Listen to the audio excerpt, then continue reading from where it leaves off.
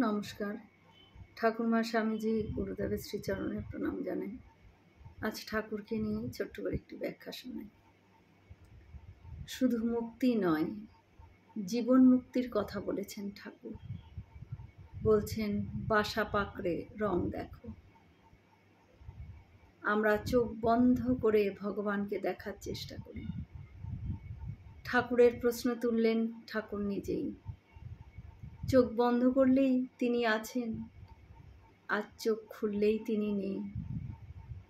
ঘোড়ার গাড়িতে যেতে যেতে ঠাকুর দেখালেন, সন্ধেবেলা খদ্দেরের আশায় রাস্তায় দাঁড়িয়ে আছে এক বারাঙ্গনা। হাত জোর করে প্রণাম করলেন তাকে। ঠাকুর বলছেন, মা গো, আজ তুই এই বেশে দেখা দিলি মা? দক্ষিণেশ্বরের মন্দিরে যে জগন্মাতা, তিনি আরেক বেশে রাস্তায় দাঁড়িয়ে আছেন। ওই তো ঈশ্বর কলকাতার গ্রীষ্মে পিচ গলা রোদে ঠেলা গাড়ি ঠেলে নিয়ে যাচ্ছেন।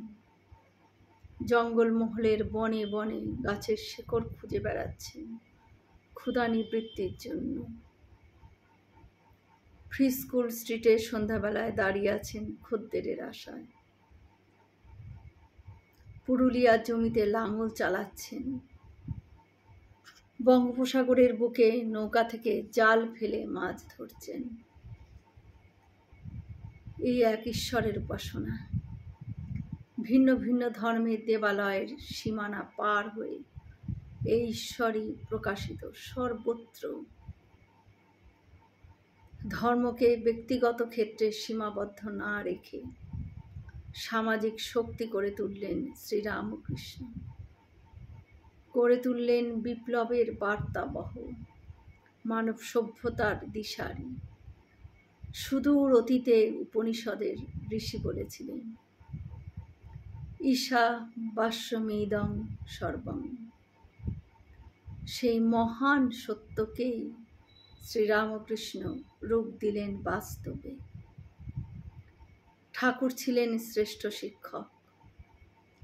তিনি শেখালেন জীবনটা যোগ বিয়োগের পাটিগণিতের হিসেব নয়, জীবন এক সঙ্গীতের ধারা, যা পাখির সুরে গাইতে হয়, শিল্পীর তুলির টানে রংরূপও দিতে হয়।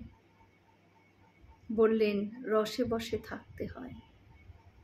সমাজ থেকে যদি অন্যায় অনাচার দূর করতে চাও, তবে মানুষকে শেখাও কিভাবে জীবনকে আনন্দময় গড়ে তুলবে। নিরানন্দ মানুষ, অস্থির মানুষ, বিভ্রান্ত মানুষ। সেই কারণেই সে অন্যের উপর অত্যাচার করে। বিরক্ত মানুষই অন্যকে বিরক্ত করে। যে মানুষ আনন্দে আছে, নেতিবাচক চিন্তা তার থাকে না। সমস্যা জীবনকে নিয়ে নয়, সমস্যা মনকে নিয়ে। মনেতেই বদ্ধ, মনেতেই মুক্তি। তাই শ্রীরামকৃষ্ণ আশীর্বাদ করলেন, তোমাদের চৈতন্য হোক। শ্রীরামকৃষ্ণ আমাদের আত্মবিশ্বাসের উৎস, চৈতন্য বৃক্ষ, আমাদের মনুষ্যত্বের শিকার।